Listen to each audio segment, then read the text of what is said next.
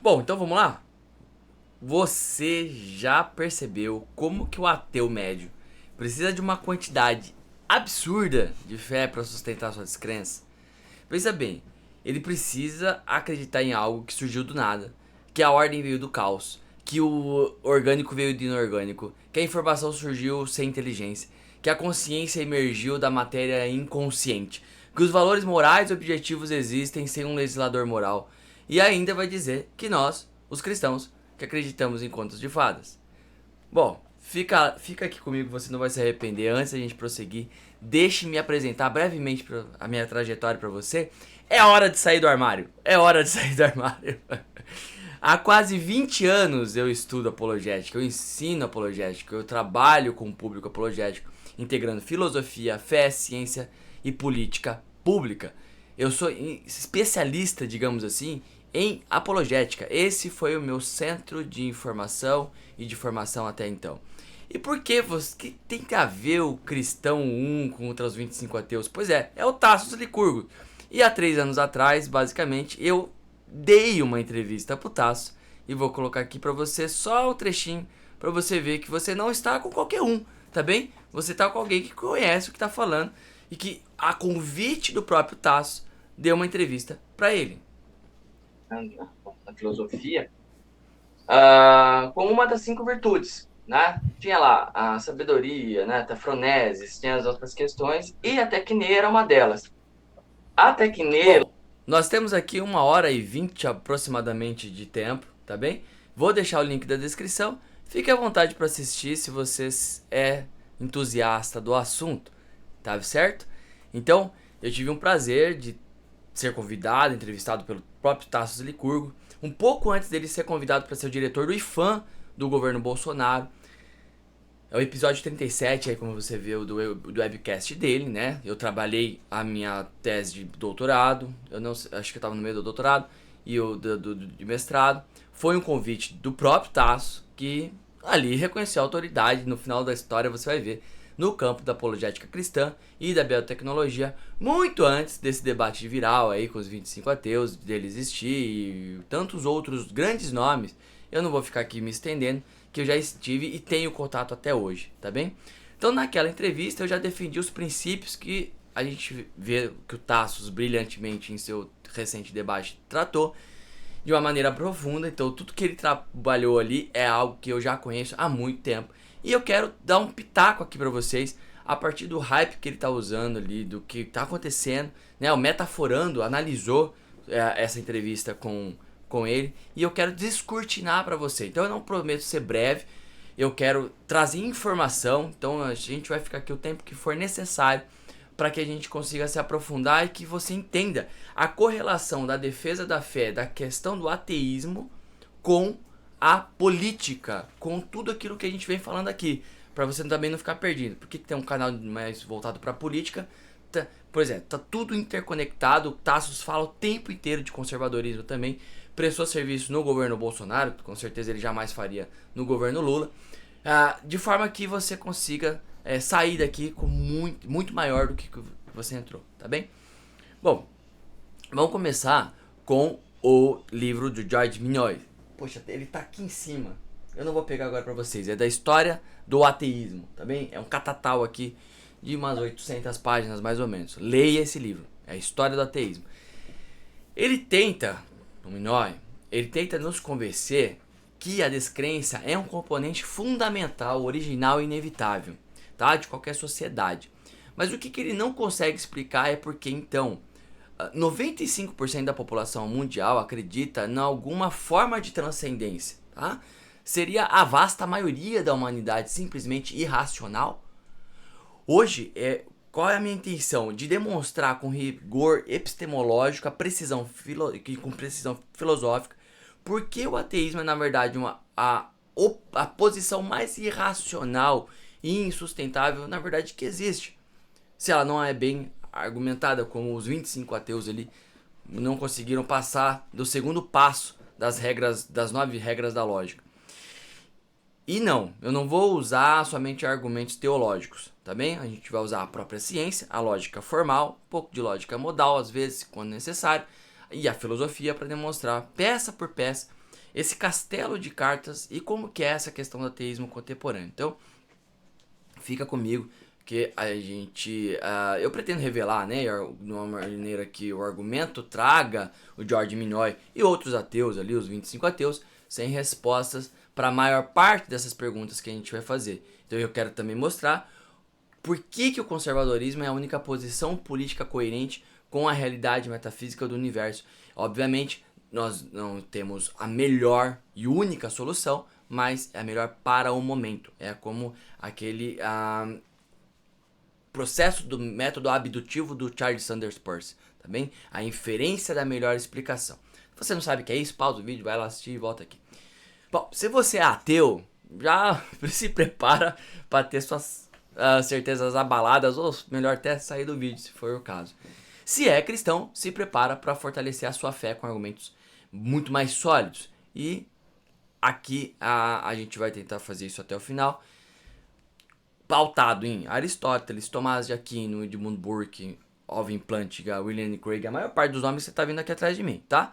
Contra o Nietzsche da vida, o Sartre, o Dawkins, né? O Minoy, por exemplo, e quem venceria esse debate, tá bem? Então, é isso que eu quero trazer aqui para você. Né? Aqui nós defendemos o conservadorismo, começa com o logos, não somente apenas político, mas formativo. A gente defende que sem teologia racional não há civilização e que a apologética é a retaguarda intelectual do conservadorismo verdadeiro.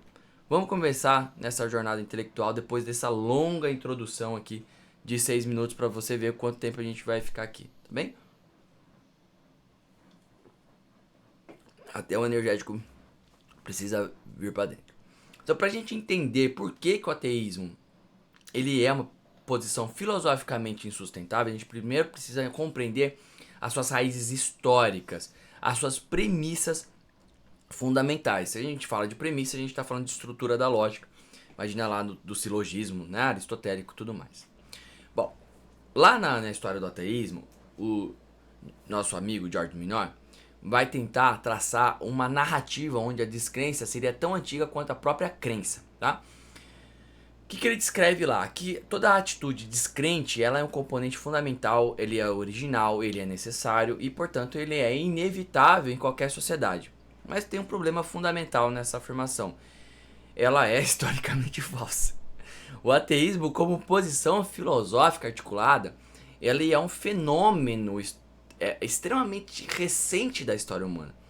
Você vai ver o Alvin Plantinga trabalhando que o ateísmo é uma espécie de uma anomalia histórica. Por quê? Porque durante a maior parte da história humana, com todas as civilizações, a crença, em alguma forma, né, na transcendência, ela foi a norma, não a exceção. O que o Minoy faz é, na verdade, projetar retroativamente uma cosmovisão moderna em contextos históricos onde ela simplesmente não existia. É um anacronismo grosseiro, uma falácia histórica que qualquer historiador sério rejeitaria imediatamente. Mas vamos além da história e examinar essas premissas fundamentais do ateísmo contemporâneo. Então, toda cosmovisão, ela vai precisar responder a 4 perguntas fundamentais, tá? Primeira, origem, de onde a gente veio, significado, por que a gente está aqui, moralidade, como devemos viver e o destino, que é para onde nós vamos, tá certo? Então, origem, significado, moralidade e destino. A cosmovisão cristã, ela vai oferecer respostas coerentes e integradas a essas 4 perguntas. A gente veio de um Criador inteligente e pessoal. A gente está aqui para conhecê-lo e glorificá-lo. A gente deve viver de acordo com a sua lei moral, objetiva. E nosso destino, ele é vida eterna, em sua presença ou separamos dela. O ateísmo, por outro lado, ele oferece a resposta profundamente satisfatória para esses 4 pontos. A gente veio do acaso cego, a gente está aqui sem propósito, a moralidade é uma construção social subjetiva e o nosso destino é a extinção total, ou poeira das estrelas, como o nosso grande Marcelo Glazer trouxe lá atrás, de forma que não importa se eu vou ser Madre Teresa de Calcutá ou Hitler, se a gente vai virar tudo poeira das estrelas, não existem punições para isso tudo. E como observou lá o William Craig, né, a apologética contemporânea, eu poderia colocar um catatal de livros aqui e ficar toda hora colocando livro na tua cara, tá? Eu não vou fazer isso, porque eu devo ter lido uns 100 livros, pelo menos, sobre esses assuntos, então não ia dar pra... Vai vendo aqui atrás, a gente vai se comunicando da melhor forma possível. Então, se Deus não existe, a vida ela é, em última análise, sem sentido, sem valor, sem propósito. Sem sentido, sem valor e sem propósito. Nietzsche, o grande profeta do ateísmo, ele entendeu isso perfeitamente quando ele declarou que Deus está morto. E que a gente enfrenta o abismo do niilismo. Qual que é o problema do ateísmo? Ele vai além das implicações existenciais desoladoras. Ele enfrenta problemas epistemológicos fundamentais. Se somos apenas o produto de forças evolutivas cegas que selecionaram nossos cérebros ali apenas para sobrevivência, não para a verdade, como que a gente pode confiar na nossa capacidade de raciocínio? O Lewis, sim, da Crônica de Nárnia, né, que era ateu, se converteu ao cristianismo, ele dizia que se o pensamento humano ele é somente um subproduto dos processos irracionais, como que pode ser confiável? É como esperar que um rio ele suba acima da sua fonte. E aqui a gente chega num ponto crucial. O conservadorismo está intrinsecamente ligado à defesa da fé. Ambos vão reconhecer a existência de uma ordem transcendente. Um dos pilares do conservadorismo, veja aqui num vídeo que a gente fala dos pilares do conservadorismo, que não pode ser manipulado pela vontade humana. Então é como Edmund Burke dizia, o pai do conservadorismo moderno. O homem é por natureza um animal religioso.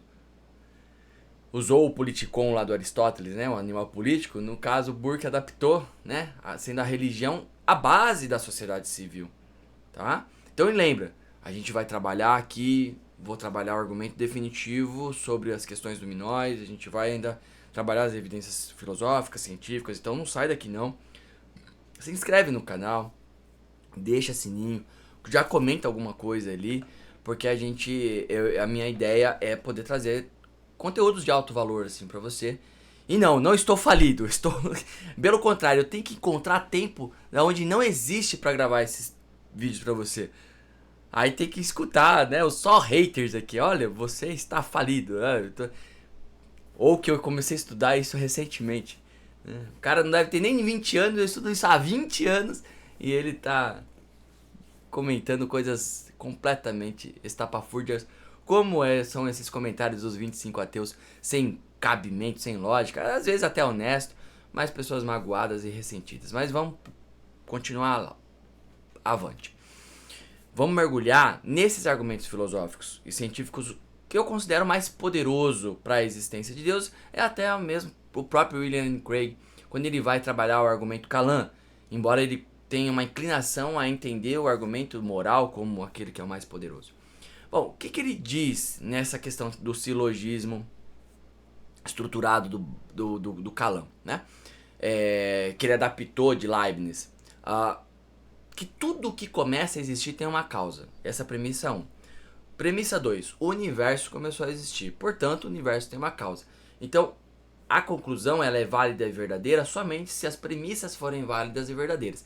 Se houver qualquer invalidade ou inverdade, seja parcial ou total em qualquer uma das primeiras premissas, a conclusão também ela é inverdadeira ou ela é ilógica no sentido de imprecisão na sua estrutura argumentativa, tá bem? Para você estudar um pouquinho mais esse processo de como construir argumentação, leia os livros do... não vou estar lá atrás. Tem muitos livros de lógicas aí. Acabou de me escapar o nome, já trago aqui. A primeira premissa, então, ela é intuitivamente óbvia. Coisas não surgem do nada.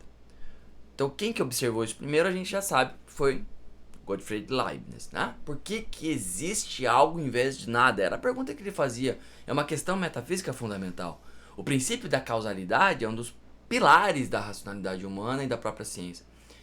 A segunda premissa, que o universo começou a existir, ela é confirmada pela ciência moderna, como o próprio Tasso falou ali para os 25 ateus. Bom, a evidência que ele queria, tem registro em cartório, tem fotos, tem, olha, abre o olho e olha pro universo. Olha que é maior prova do que isso. O universo existe, ela é confirmada. E ele antes se achava que o universo nunca começou a existir. Ou seja, que ele era eterno. O problema do universo ter começado num ponto específico, proposto por George Lemaitre, que foi um padre, bagunçou toda a cabeça de todo mundo. Né? Então a teoria do Big Bang, as leis da termodinâmica, que tudo, né, primeira, em especial a segunda lei da termodinâmica, a lei da entropia, onde o universo tende a um estado absoluto de pressão e temperatura, ou seja, eu estou saindo da organização, indo para a desorganização completa e absoluta. Como que eu posso premeditar que não existe algo que apertou um botão? É o que ele vai falar ali.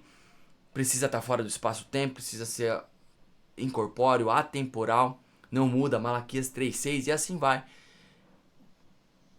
O Tassos no vídeo.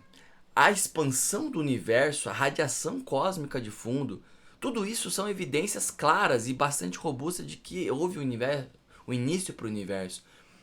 Como tem um cosmólogo bem interessante, que é Alexander Villekin, que ele dizia que todos os indícios apontam para o início absoluto. Então, se o universo tem um início, então ele teve uma causa. E se a causa deve ser imaterial, ela tem que ser atemporal, incorpórea, não espacial, incriada, imensamente poderosa, a ciência vai falar como que poderia ser a causa para esse Big Bang. Ela não vai dizer quem é. Isso é papel da filosofia e da teologia propor isso. Então, o nada não tem potência para produzir alguma coisa. Então, os ateus eles tentam escapar desse argumento de várias maneiras. Alguns sugerem que o universo surgiu do nada, mas isso é um absurdo. Porque de nada, nada vem. Mário Ferreira dos Santos já dizia isso, né? Então, outros vão apelar para um multiverso. A ideia de que vai existir infinitos universos além do nosso. Mas isso só empurra o problema para trás. Porque, como bem observou o físico Roger Penrose, e quando Tassos dá aqueles dados de 1 elevado a 123, ele usa os dados do Roger Penrose, a hipótese do universo, ela não elimina a necessidade de um criador. Ela apenas multiplica os universos que precisam ser explicados. Além disso, o multiverso é uma hipótese metafísica, não é científica. Não existe evidência empírica, tá bem? Da sua existência. É, ironicamente, um ato de fé. É uma fé muito maior do que a necessária para acreditar em Deus. Vamos passar agora para o argumento teleológico, tá? Ou do design inteligente, como Tassos tanto fala ali contra os ateus, contra aqueles descrentes, quando ele vai usar vários argumentos da teoria do design inteligente que, a meu ver, há muito tempo de estrada, argumentos do princípio antrópico, né, do argumentos do ajuste fino que ele usa ali, ele não diz que ele está usando argumentos do ajuste fino ou do princípio antrópico, embora eles sejam extraordinários e quase que irrefutáveis, eles não são tudo.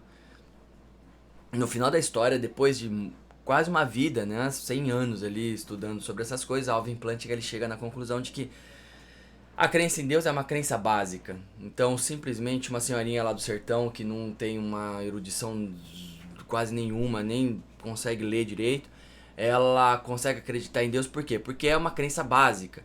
E para crenças básicas, para explicar com profundidade isso, você vai ter que ler um pouquinho, ver alguns vídeos na internet aí. Mas é gostoso de ver o argumento ontológico, o argumento dessas precisões incontáveis. A gente já vai falar dele. Mas o que eu quero dizer é que, no frigir dos ovos, a crença básica vai se sobrepor a tudo isso, tá bem? Mas eles são extraordinários e por isso que eu não quero deixar eles de fora, como o próprio Tassos coloca ali. Qual que é o argumento, então, do ajuste fino que é extraordinário para permitir a vida? Ele vai citar alguns números quando ele fala que se a força nuclear forte... ele não cita exatamente todos esses que eu vou falar, mas eu vou... Por isso que nós estamos aqui, para descortinar, sem muito tempo aqui de limites, muitas coisas que ele trouxe para o vídeo. Então, se a força nuclear forte ela fosse 2% mais forte, a gente não teria hidrogênio estável. Agora, se ela fosse 5% mais fraca, não teria estrelas estáveis, tá bem? Eu tenho vários slides aqui, poderia ficar dando palestras, o que não é o meu propósito, tá bem? Eu tenho todos os slides já prontos. Se precisar, a gente faz isso em algum outro momento, monta um curso, mas vai depender do que vocês quiserem também, tá? Bom, se a constante gravitacional ela também fosse ligeiramente diferente, as estrelas elas não poderiam existir. E se a proporção entre átomos, prótons e elétrons, principalmente prótons e elétrons, numa parte fosse 10 elevado a 37, lembra que a minha área é exata, eu sou engenheiro, além de formação em filosofia. As estruturas químicas elas não poderiam se formar. Então o Roger Penrose, o que ele fez? Ele calculou essa probabilidade do universo ter as condições iniciais de baixa entropia necessárias para a vida por acaso, que seria de 1 a 10 elevado a 10 elevado a 123.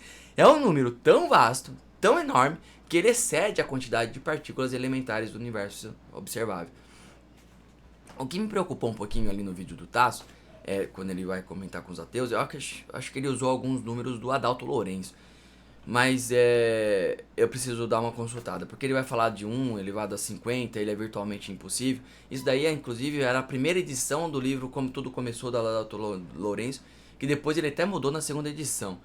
E disse que se o universo é 1 elevado a 200 zeros, é o que é a probabilidade do universo existir hoje, enfim.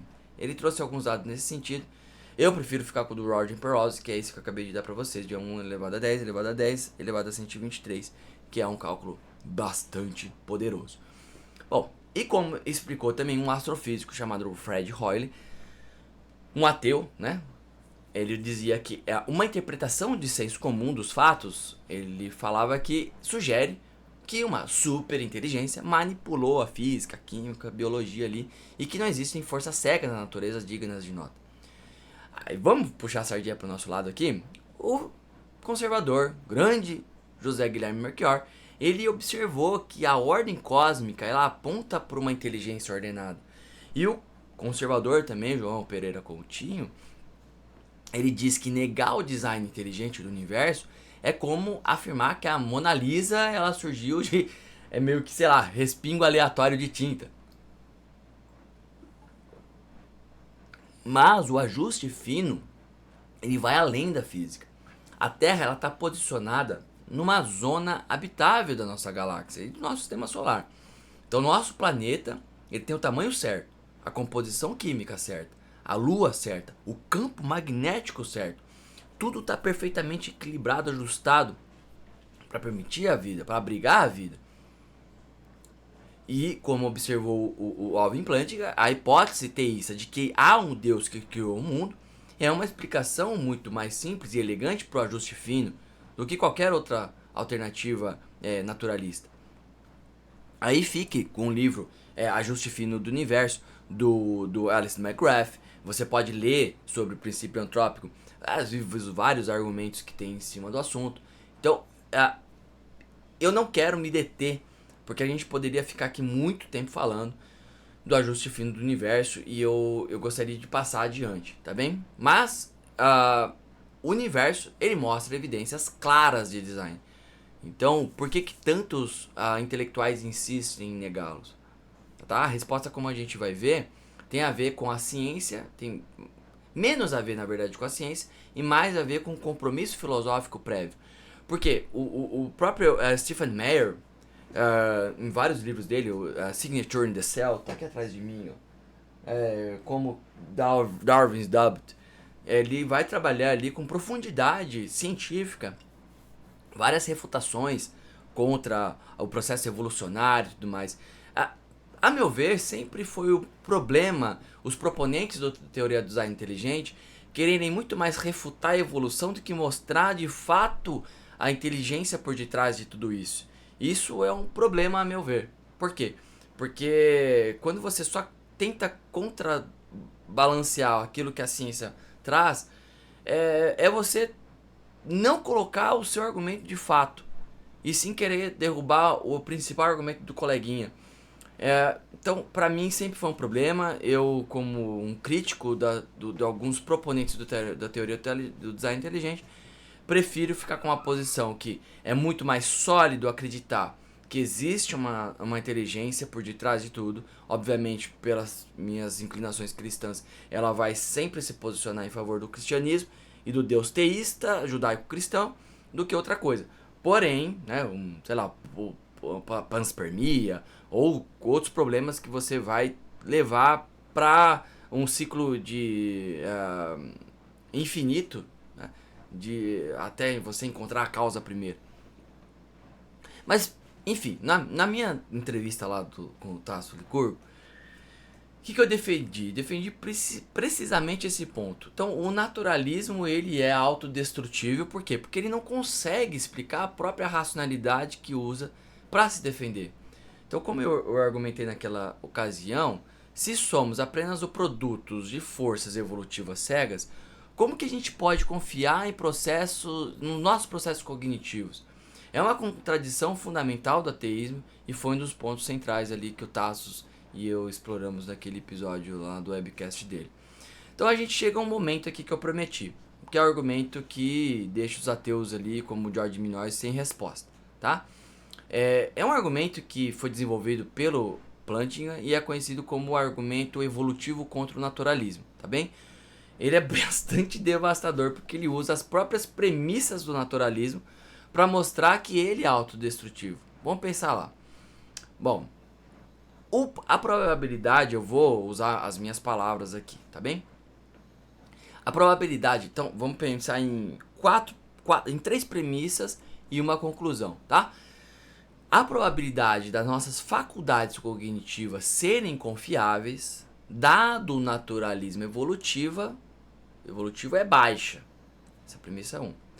A 2 é, se alguém acredita no naturalismo evolutivo e que a probabilidade das nossas faculdades cognitivas serem confiáveis é baixa, então, lógica modal mais simples, tá? Modos Tollens, modos Ponens, nem sei o que é, pesquisa. Eu não vou dar aula de tudo aqui, senão eu tinha que pegar um curso inteiro. Então, tem um anulador para a crença de que as suas faculdades cognitivas elas são confiáveis.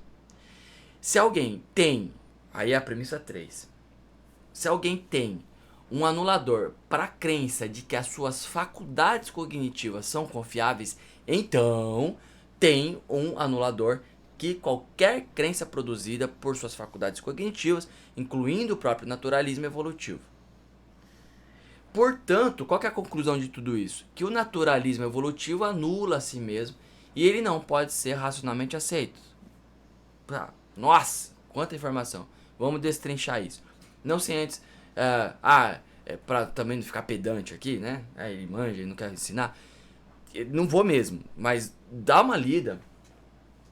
Se você quer se aprofundar na cosmovisão cristã, tá por ali, do filósofo William Lane Craig com J.P. Moreland, tá bem? É um catatal também de umas 900 páginas, se você tá disposto. Se você não tá disposto a ler essas, sei lá, 5.000 páginas que eu citei, no mínimo, pelo menos até agora, fica aqui no canal, né? Tão simples, você pegar 10 minutos, você colocar ainda na velocidade 2.0, os 30 minutos virar 15, poxa, isso não é maravilhoso? Você absorver 5, 10 mil páginas de conteúdo num vídeo de 30, 40 minutos. O que mais me chateia é o valor que muitos não dão pra isso, né? Mas eu vou continuar tentando por um bom tempo aqui, até não fazer mais sentido, tá bem? Então se você dá valor, já comenta, vai lá, clica no bendito do sininho. O algoritmo precisa entender isso, a hora que a plataforma entende que você tá gostando e você compartilha, a coisa anda, né? Então, se você não vai fazer o que eu tô fazendo aqui, né, com todas essas experiências e tendo o trabalho hercúleo de encontrar tempo para fazer isso, pelo menos compartilha pro coleguinha, faz a sua parte de cristão, se é isso que você está buscando para tua vida, e já serviu de um agente de transformação, né, um missionário, o que quer que seja, de forma que você fez o seu papel, tá bem? Vamos avançar. Bom, se a gente, vamos destrinchar os argumentos ali, o silogismo do Plantinga. Se a gente é apenas o produto de forças evolutivas cegas, que ele que selecionou os nossos cérebros apenas para sobrevivência, não para a verdade, então a gente não vai ter razão para confiar nos nossos pensamentos. O que o Plantinga disse ali na crença cristã avalizada, ou principalmente no ciência, naturalismo, ciência, religião e naturalismo, tá lá em cima. A evolução, ela se importa apenas com o comportamento adaptativo, não como crença verdadeira. O Darwin, ele percebeu esse problema. Ele escreveu lá em todas as, né, seu catatal de teoria, que surge sempre a dúvida horrível, que se pode confiar nas convicções da mente de um macaco, se é que há convicções em tal mente. E o Darwin, ele não passou a ser um opositor do teísmo, da igreja e tudo mais. Ele foi pego pelo problema do mal. Eu não sei se vai dar tempo a gente trabalhar aqui, se eu vou ter gás para isso. Mas a filha dele morreu com 12 anos. Então ali, desde então, ele meio que se rebelou. Mas ele nunca deixou de estar com clérigos. Ele mesmo seria um clérigo. Ele continuou dando donativos para a igreja e tudo mais. Só ponto de curiosidade aqui, tá bem? Sobre a vida do Darwin. Então não, Charles Darwin não é um opositor da fé, muito menos Wallace, tá bem? Então entre Wallace e Darwin, eu sugiro estudar mais Wallace, tá? Por questão de gosto mesmo, os dois criaram a teoria da evolução, mas o Darwin ficou com o mérito de tudo, como a gente sabe. Assim como Newton e Leibniz encontraram, né, o problema da gravitação ao mesmo tempo, e lá Newton ficou mais com com a glória, né?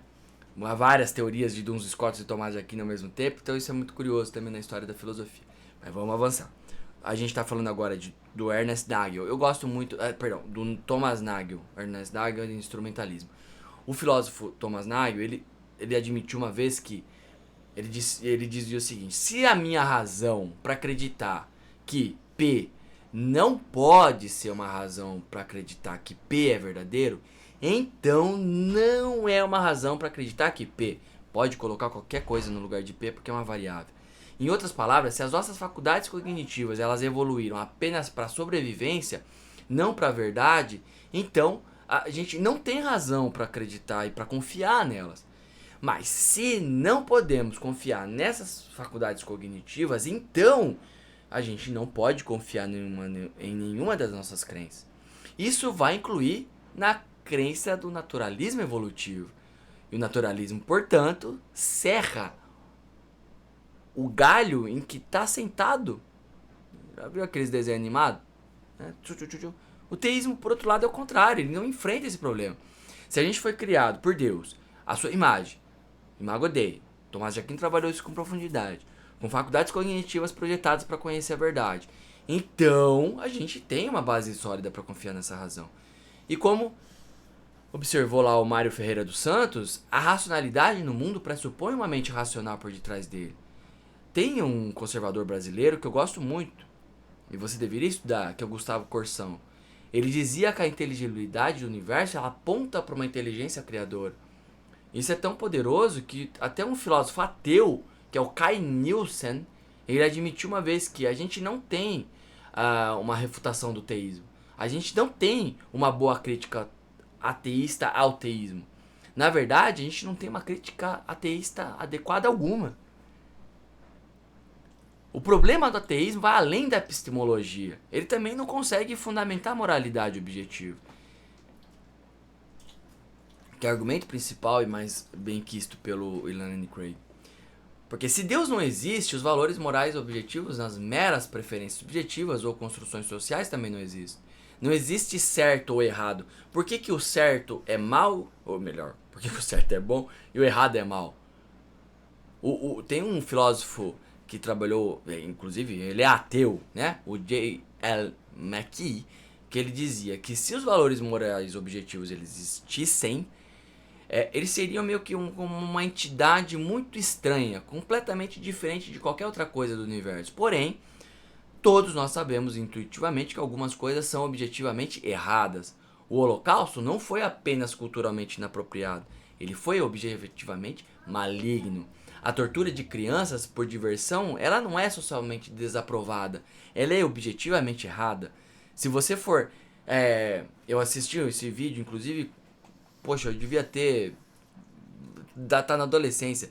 Eu vi um monte de ritos tribais tentando matar uma criança, né, um infanticídio acontecendo, e outras crianças mais jovens querendo salvar aquela que estava sendo assassinada por uma tribo indígena, assassinada.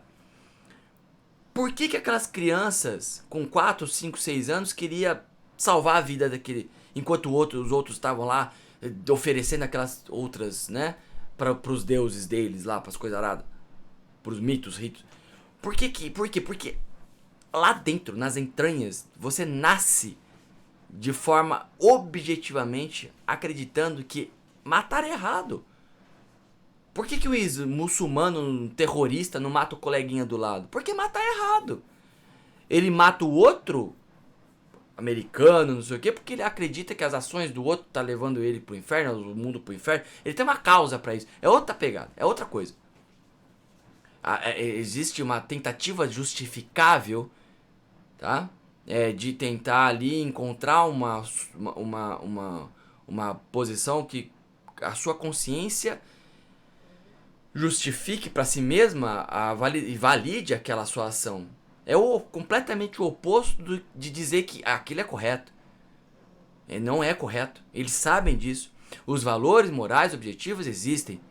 E o Leland Craig deixa claro, se Deus não existe, valores morais objetivos não existem, valores objetivos morais existem. Essa é a segunda premissa se a gente for construir num silogismo. E uma conclusão válida e verdadeira é Deus existe. Então, para você refutar a conclusão de que Deus existe, você precisa contrapor a premissa número 1, que se Deus não existe, valores morais objetivos não existem. Então, refute essa primeira premissa. Se você for capaz de refutar, você também deveria ter argumentos bons para dizer que valores morais objetivos não existem, partindo do pressuposto que você já refutou a primeira premissa, para você contrapor a conclusão de que Deus não existe. Então, se você voltar para John Paul Sartre, né, um dos 4 existencialistas, aí, obviamente o meu preferido vai ser sempre o Kierkegaard. Ele entendeu isso perfeitamente quando ele escreveu que tudo é permitido se Deus não existe. Bebendo ali muitas vezes do Dostoiévski. E o Nietzsche, ele previu a morte de Deus e que ela levaria a um colapso dos valores morais e ao niilismo. O Georges Minoir, ele tenta argumentar que a moralidade ela pode existir sem Deus. Mas qual que é o probleminha ali? Que ele nunca explica como, step by step, metodologia, como valores morais objetivos podem emergir de um universo material e impessoal. É como extrair, sei lá, sangue de uma pedra. Bom, a gente está se aproximando agora do momento que eu disse lá no início do porquê cargas d'água, conservadorismo é a única posição política coerente com essa realidade metafísica. Mas antes, vamos examinar algumas evidências históricas que vão sustentar a fé cristã, e por isso que eu falei que eu não vou ser curto aqui, tá? Eu quero que você entenda que você está num lugar onde você vai ter uma quantidade absurda de conhecimento, absurda, vai em qualquer lugar aí, tenta em qualquer lugar, tenta ver se você tem alguma coisa parecida com essa aqui.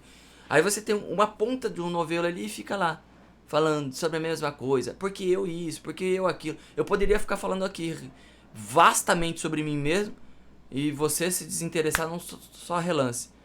Eu tô dando informação, uma enxurrada, um mundaréu de informação. Então você não vai encontrar isso facilmente. Então por isso, de novo, eu espero que você dê valor para isso. Vamos examinar essas questões das evidências históricas. E um dos livros que eu mais gosto é Não Tenho Fé Suficiente para Ser Ateu, tá? É do Geisler com, acho que o Frank Tipler, se eu não me engano. Eu li há 10 anos atrás, pelo menos, tá? Bom, mas o Tacitus, ele relembra nessa discussão que ele tem lá com os 25 ateus, que a Bíblia, ela é o documento, ele vai beber dessa fonte que eu vou trabalhar agora, ele não vai citar ali, mas por isso que eu tô trazendo para você agora, que é não tenho fé suficiente para ser ateu, tá? Essa é a principal fonte que provavelmente ele tá trabalhando ali. Ela é o documento mais antigo e mais bem atestado da história. E por isso que ele começa com essa tentativa de refutação, né? Que a Bíblia é o livro mais confiável que existe. Por quê? Porque ela tem quase 6 mil manuscritos, especificamente 5.686 manuscritos gregos do Novo Testamento, com uma concordância de mais de 99,5% entre eles nas referências cruzadas. Para efeito de comparação, a obra de Homero, que está em segundo lugar, ela não está aqui, ó. Ela está aqui. Tem 643 manuscritos. Então o intervalo entre os eventos do Novo Testamento e os primeiros manuscritos é de apenas algumas décadas. Para a maioria dos argumentos dos documentos antigos ali, esse intervalo ele é de séculos. E você vai ver um arqueólogo, um sujeito chamado Sir William Hansen, tá? Ele começou como cético. Ele dizia que Lucas é um historiador de primeira categoria e é um autor que deveria ser colocado junto com os maiores historiadores. Lucas era médico. Vai assistir o filme de Paulo de Tarso. Os críticos, se você não tem um aprofundamento nisso, geralmente esses 25 ateus ali que deveriam ter usado um pouquinho, né, de informação, que não tinha absolutamente nenhuma informação, se somar todo mundo ali, não dá meio ateu, eles alegam que a Bíblia ela foi corrompida ao longo do tempo. Porém, isso demonstra uma ignorância bastante profunda numa crítica textual, porque você vai ter um estudioso chamado Bruce Metzger, tá bem? Eu falo bastante dele nas minhas falas aí, aulas e palestras.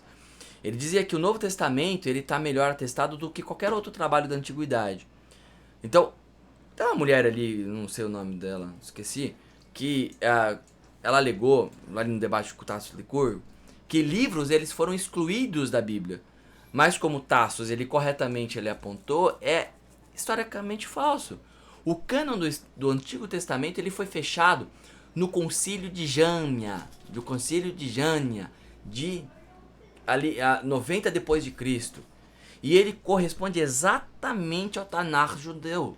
E não houve exclusão de livros, apenas o reconhecimento dos textos que já eram considerados autoritativos, melhor dizendo assim, né, pelos judeus.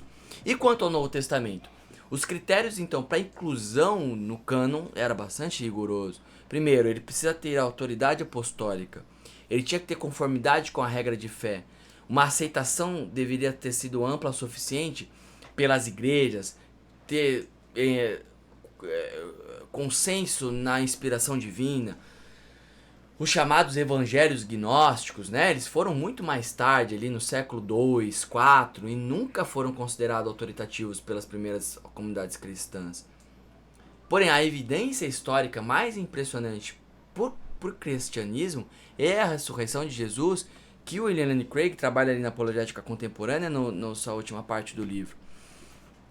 Né? Mesmo historiadores céticos, como Plínio Jovem, Flávio Joséfo, e tantos outros, eles concordaram com certos fatos mínimos. O primeiro fato: Jesus morreu por crucificação. É um fato. Ponto. Ah, Jesus não existiu. Nem sai desse vídeo. Pô. 2. Outro fato. Fato. O túmulo estava vazio. O túmulo foi encontrado vazio. Ah, mas roubaram, mas não sei o que, mas ele entrou em putrefação, ele virou líquido, o que você quiser. O túmulo estava vazio. Os discípulos, eles acreditaram ter visto Jesus ressuscitado. Só eles? Não, mas 500 pessoas viram. Por quanto tempo? Por 40 dias. E deram a vida por isso. Morreram por isso. Morreram.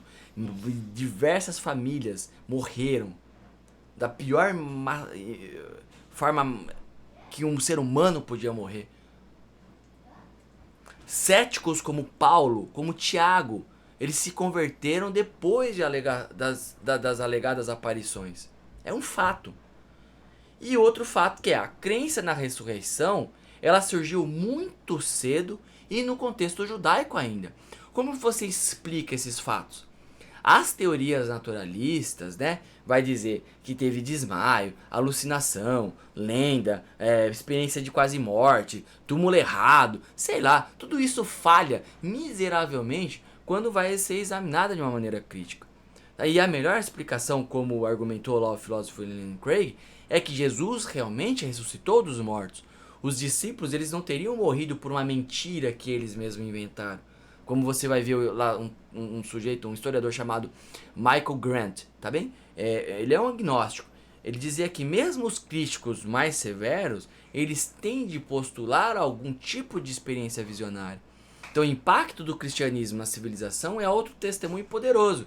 Como você tem um sociólogo chamado Rodney Stark, tá bem? Rodney Stark. Ele dizia que o cristianismo, ele criou a civilização ocidental.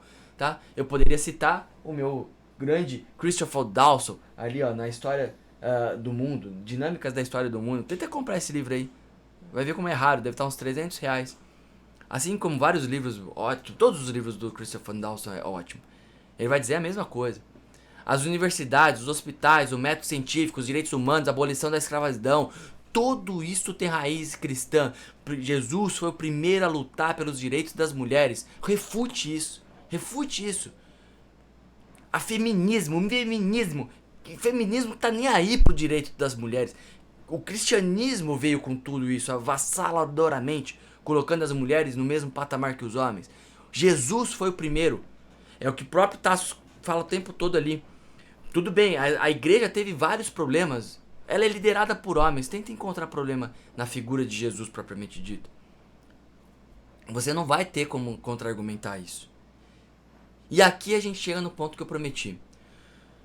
Por que, cargas d'água, o conservadorismo é a única posição política coerente com a realidade metafísica? Então, se Deus existe, existe uma ordem moral objetiva, inscrita na realidade. Se a natureza humana ela é constante, criada à imagem de Deus, mas caída, há problemas. Então, o progressismo, com a sua rejeição da tradição, sua crença na perfectibilidade humana, que todo mundo vai viver no mar de rosas, não sei o que, do comunismo, toda essa tentativa de reconstruir a sociedade a partir de princípios abstratos, utópicos, imaginários, no mundo de Oz ali, tá fundamentalmente equivocado. Então, como observou Edmund Burke, antes de podermos reconstruir, a gente tem que preservar. E aqueles que não conhecem a história estão condenados a repeti-la. Então já pensou ter que ficar toda hora dando reset? Ah, vai lá, aperta o grande reset lá, o Covid-19 lá do malucão. Cara, cuidado! O conservadorismo ele reconhece que existe uma sabedoria incorporada nas tradições e instituições que evoluíram ao longo do tempo. Então, como você vai ver na figura de Roger Scruton, o conservadorismo ele surge da percepção de que os seres humanos vivem melhor juntos sob uma autoridade de lei, práticas e instituições que não são da sua própria criação e que não podem ser justificadas por apelo a uma objetividade racional. Então você tem até o José Bonifácio, o grande conservador brasileiro. Ele entendeu isso quando ele defendeu reformas graduais, lentas e graduais. Ah, você é status quo, eu sou reformado, não, eu sou cristão, não acredito em status quo. Ninguém tá falando de status quo. Ninguém disse status quo. Ninguém disse pra ser reacionário. É uma mudança sim, mais lenta e gradual, animal. Em vez de ruptura revolucionária. O Joaquim Nabuco, quando ele luta pela abolição da escravatura, ele baseou seus argumentos não em teorias abstratas, mas na dignidade humana, fundamentada. Tudo isso na base da lei natural, na tradição cristã. Lei natural, direito natural, vai ler Tomás de Aquino. E até o José Camilo de Oliveira Torres, né? Ele dizia que o conservadorismo ele é a negação do progresso, mas ele não é, na verdade, né? A negação do progresso, mas é justamente a afirmação de que o progresso ele deve estar enraizado na tradição. E isso corrobora com o que o Plínio Corrêa de Oliveira, ele também dizia que a civilização cristã é o maior tesouro da humanidade, que deve ser preservado, deve ser transmitido às futuras gerações. Então o ateísmo, por outro lado, ele leva logicamente a um progressismo radical. Se não há Deus, não há ordem moral objetiva, não há natureza humana fixa.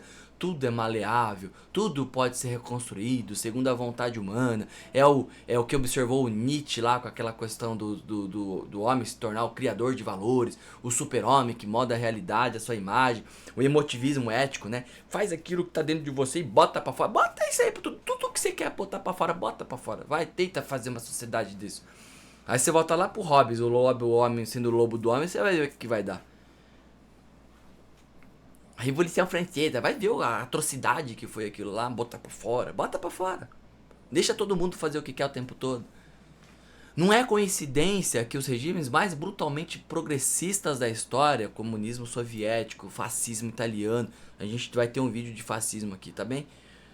O nazismo alemão, foram todos fundamentalmente ateus. Como bem observou lá o Paul Johnson, é um historiador.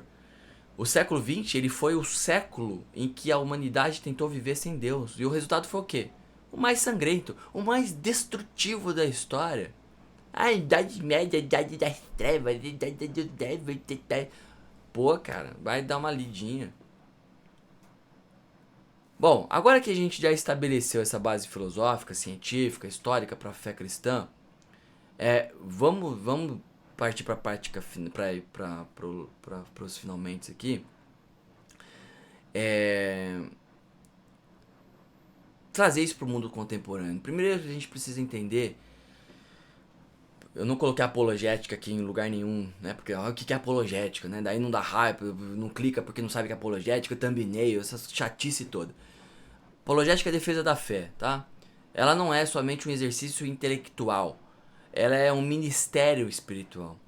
Então você tem um Pedro ali dizendo que a gente precisa, como Tasso, ele citou, foi um dos primeiros versículos que ele citou, e a base de todo apologeta cristão. A gente tem que estar sempre preparado para responder com mansidão o motivo da fé que há em nós, a razão da esperança. Então tem que fazer isso com respeito, com mansidão, do jeito que Tasso está fazendo ali. 1 Pedro 3, 15 e 16. A mansidão e o respeito são tão importantes quanto os argumentos. Então o Francis Schaeffer, ele dizia que se a gente tiver toda a apologética do mundo e não tiver amor, vai ser como bronze que soa ou como um símbolo que retine. E a gente sabe disso. Então é uma via muito complexa, né? Bom, aí os 25 ateus eles trabalham ali, a ciência refutou a religião. É uma objeção que demonstra uma profunda incompreensão, né? Vamos argumentar só algumas objeções aqui, mais comuns que foram levantadas, pra gente ir pro finalmente. A ciência responde como mecanismos acontecem. A fé, a filosofia responde por quê, isso é tão básico.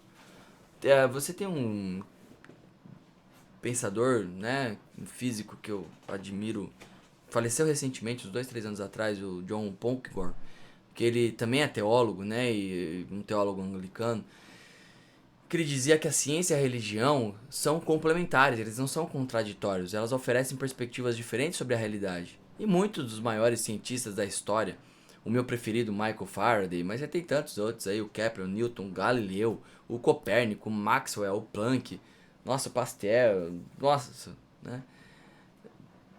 O Paul Davies, eu li esse Paul Davies, inclusive na biblioteca lá de Osasco.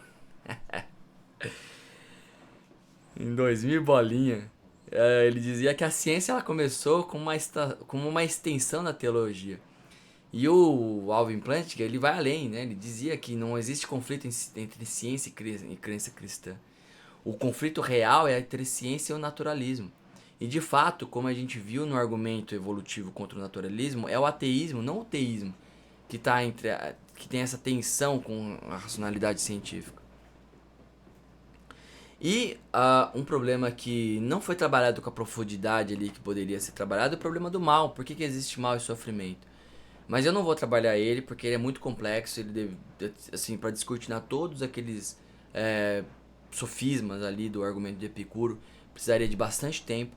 E eu vou fazer em algum momento, se houver interesse, se houver comentário, vamos falar sobre agora o problema do mal com profundidade agora, vamos ficar meia hora aqui, uma hora falando. Vamos sim. Mas tem que ter interesse, senão eu não vou fazer. A religião causa guerras e violência, que é outro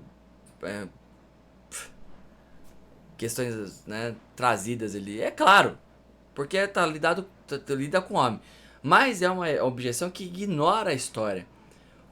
Tem um sociólogo interessantíssimo, chama Rodney Stark, que eu já citei ele aqui. Ele vai dizer que apenas 7% das guerras históricas tiveram causas religiosas primárias. Fatores como política, economia e as questões éticas são muito mais significativos. E além disso, o século XX, o século, né, mais secular da história, foi também o mais sangrento. Então, a China mesmo, maoísta, o Camboja do Pol Pot lá, foi responsável por mais 100 milhões de mortes. Isso é um fato, tá bem documentado isso. O professor Rock fala bastante. E como também observou lá o Guilherme Melchior, é um grande conservador, também admiro bastante. Ele dizia que não foi a religião, mas a ausência de religião que caracterizou todos os regimes mais brutais da história. Bom, agora que a gente está se aproximando da conclusão, só me deixa fazer uma pergunta. Você está preparado para defender agora a sua fé com mansidão, respeito, mas também com rigor intelectual e coragem moral e com peito do jeito que a gente está fazendo aqui? Vamos recapitular um pouquinho, porque a gente já tem quase uma hora de fala para a gente fechar. Primeiro, a gente viu que o ateísmo, longe de ser a posição padrão ou neutra, ela requer uma quantidade extraordinária de fé. Tá claro isso? Fé em algo que pode vir do nada, que a ordem pode emergir do caos, que a vida pode surgir da não vida, que é um abismo metafísico gigantesco, que a consciência ela pode emergir na matéria inconsciente e que valores morais objetivos eles podem existir sem um legislador moral. Segundo, a gente examinou os argumentos filosóficos científicos para a existência de Deus, como o argumento Kalam. Óbvio que eu tive que deixar argumento cosmológico, ontológico e tantos outros argumentos morais com profundidade um pouco de fora. Até o teleológico, que aponta para o ajuste fino extraordinário do universo como evidência de design inteligente. Outro ponto, a gente explorou o argumento evolutivo contra o naturalismo, que mostra que o ateísmo é autodestrutivo, pois mina a confiabilidade das próprias faculdades cognitivas que a gente usa para formular e avaliar a crença. Quarto, a gente analisou as evidências históricas para a fé cristã, a confiabilidade histórica da Bíblia, as evidências da ressurreição de Jesus, o impacto transformador do cristianismo na civilização ocidental. Quinto ponto, a gente viu por que o conservadorismo é a única posição política coerente com a realidade metafísica. Por quê? Porque ele reconhece a existência de uma ordem moral objetiva, a natureza humana constante, a sabedoria incorporada nas tradições, nas instituições que evoluíram ao longo do tempo. E sexto, né, a gente discutiu como aplicar esses conhecimentos na defesa prática da fé no mundo contemporâneo, respondendo às objeções comuns dos ateus, integrando a apologética com o testemunho pessoal. Então o que está em jogo nesse debate? Não é somente a verdade abstrata, mas o futuro da civilização. Como bem observou lá o Scruton. A cultura ela é a soma das coisas pelas quais vale a pena viver. Então o ateísmo levado às conclusões lógicas leva ao niilismo, a crença de que nada tem significado ou valor objetivo. E como tem um filósofo ateu que chama Alex Rosenberg, ele dizia, o que é o universo? Para ele é apenas uma coisa física? Ou qual que é o propósito do universo? Não existe nenhum? Qual que é o significado da vida? Não há nenhum? Contra esse vazio existencial existe o cristianismo, para oferecer uma visão de um mundo rica, satisfatória, um universo criado por um Deus pessoal, amoroso, uma vida com propósito, significado, valores morais e objetivos enraizados na natureza de Deus, a promessa da redenção, a vida eterna. O Chesterton trabalhou isso, né? O homem que bate a porta de um bordel, ele está na verdade procurando por Deus. O desejo por transcendência está inscrito nos corações humanos, como Agostinho trouxe. Tu nos fizeste para ti, e inquieto está o nosso coração, enquanto não repousa em ti. Então, quem que vence esse debate? Aristóteles, Tomás de Aquino, Edmund Burke, Calvin Plantinga, Craig, ou Nietzsche, Sartre, Dawkins, Minoes? Os 25 ateus ou Tasso? A resposta é clara. O teísmo ele oferece uma explicação mais abrangente, coerente, satisfatória para a origem do universo, a natureza da consciência, a existência de valores morais e objetivos, o significado, o propósito da vida humana. O Nagel que eu citei, ele dizia que ele queria que o ateísmo ele fosse verdadeiro, mas não é somente uma questão de acreditar em Deus. Ele até dizia que não queria que existisse um, e não queria que o universo fosse assim. Essa é a verdadeira raiz do ateísmo. Não a razão, mas a vontade. Então não é que os ateus eles não possam acreditar, é que não querem acreditar. Como Jesus próprio dizia, a luz veio ao mundo, mas os homens amaram mais as trevas do que a luz, porque as suas obras eram más. É João 3,19. Mas a verdade não depende das nossas preferências. O Lewis, ele dizia, o cristianismo, se falso, ele não tem importância. E se verdadeiro, é de infinita importância. A única coisa que não pode ser que ele não pode ser moderadamente importante. Então, se você é cristão, eu espero que esse vídeo tenha fortalecido a sua fé, equipado você para defendê-la com mansidão, com respeito, mas também com rigor intelectual, com coragem, com intrepidez. E se você é um ateu ou agnóstico, você é convidado a reconsiderar suas premissas. Como disse o filósofo Anthony Flaw, que foi por décadas o principal filósofo ateu do mundo antes de se converter para o teísmo, a gente tem que seguir a evidência, onde quer que ela nos leve. E se você tá em dúvida, lembre-se do que o Blaise Pascal, né? No paradoxo lá do apostador, ele dizia. Pausa o vídeo e dá uma olhada, depois você volta. Mas eu vou deixar uma mensagem dele um pouco mais motivacional, né? Que o coração ele tem razões para a própria razão, que a própria razão desconhece. Então talvez a sua busca intelectual seja apenas o prelúdio para encontrar um Deus pessoal, ter uma relação pessoal com quem criou, quem te ama. E é isso, tá bem? Então, aqui fica de novo meu convite para você adquirir o compêndio que eu montei sobre os principais nomes conservadores, tá bem?